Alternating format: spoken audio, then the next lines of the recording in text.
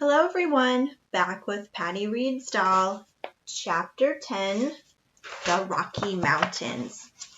Westward from Fort Laramie, the oxen pulled the wagons over hills, dark and shaggy with wild sage and cactus cruel to their feet.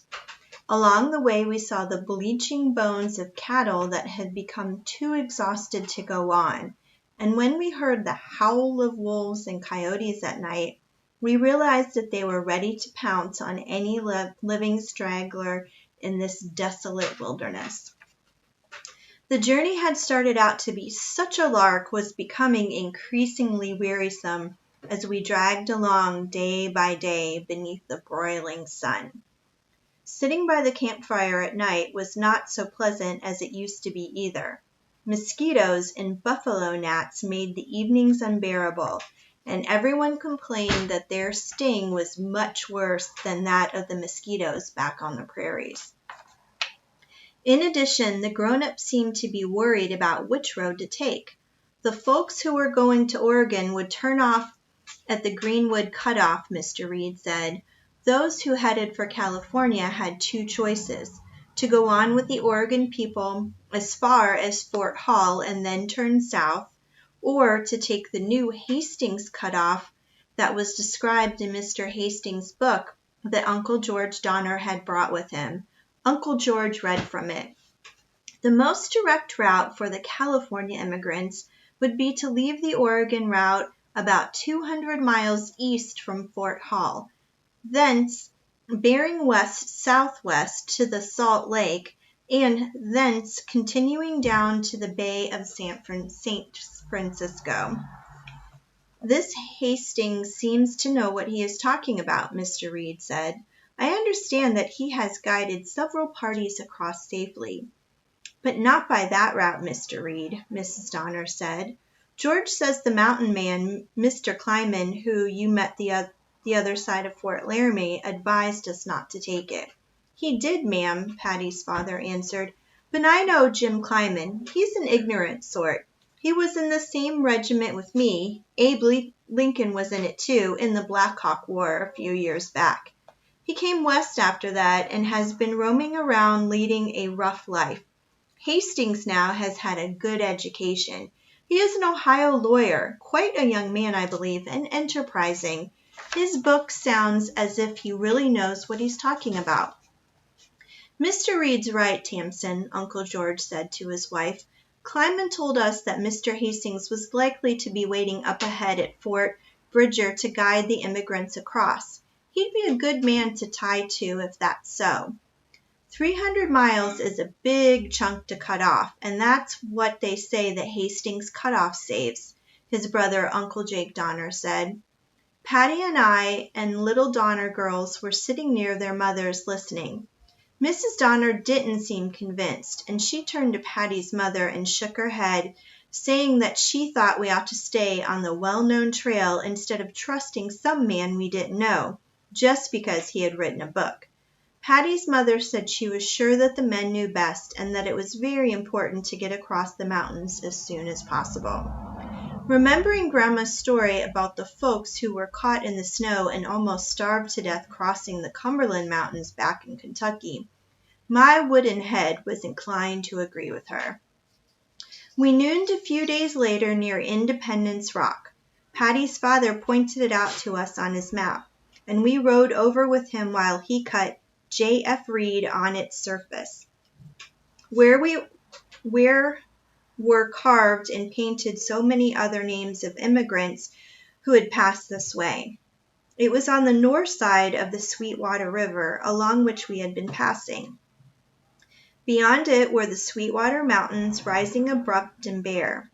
The peaks were so high they touched the clouds. And Patty asked if we would have to cross them. No, not the Sweetwater Mountains, her father told her, but we shall have to cross the Rockies soon. There will be a pass, however. We have been climbing gradually ever since we left Fort Laramie. On July 17th, while we were toiling up these slopes toward the South Pass of the Rockies, as they called it, a horseman came riding to meet us. He handed around a letter addressed to all California immigrants now on the road. Mr. Reed read it to the family, and he and the Donner folks seemed pleased at what it said. It urged them all to take the new route south of the Great Salt Lake, and promised that the writer himself would be waiting at Fort Bridger to guide them through. The signature at the bottom was that of Lansford W. Hastings. Only 20 wagons continued to Fort Bridger, 100 miles away. The rest turned off to Fort Hall on the road called the Greenwood Cutoff.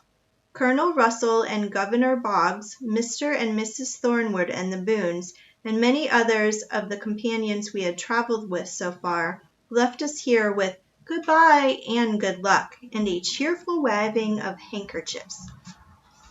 Besides all the people from Springfield, the Breens and several other families went our way. Uncle George Donner was elected captain of the little party. The next evening, the 18th of July, we crossed the summit of the Rocky Mountains. This is the Continental Divide, Patty's father told us as we stood on a rocky ledge near our camp and looked back over the ridge that we had been climbing. All of the rivers on this side run east toward the Atlantic, and all the rivers on the west slope flow toward the Pacific. We have come 1,000 miles from Springfield. The snow-capped mountains rising around us were solemn and impressive, and everything was very still. In the west, the sun was setting, and its light touched the rugged peaks with a strange golden glow. "Dolly, we are standing on top of the world," Patty whispered.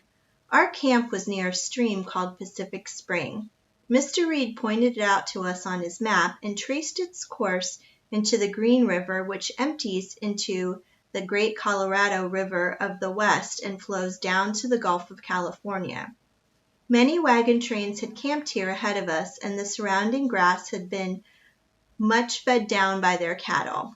The next day we crossed an arid plain covered with wild sage and dead bunch grass until we came to the Little Sandy River. Here there were thickets of willow trees and sufficient grass for the animals, and on our campgrounds the lupin was blossoming. "It would be good to rest here a day or two, James," Patty's mother said. "Eliza has a heap of washing collected, and this is the first clear water we have seen in a long time." "The rest of the folks seem to feel the same way, Margaret," he answered. "The animals are pretty tuckered out, and it won't hurt a bit to rest and fatten them up for a day or two.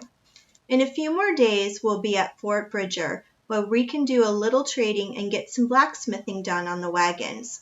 While washing blossomed on the willow bushes, the younger children went wading in the cold, clear river, and their big brothers went in for a swim.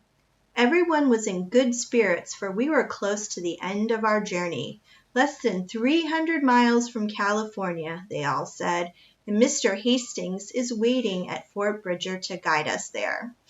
And that is the end of Chapter 10. Check back when we will start on Chapter 11, Fort Bridger. See you then. Bye.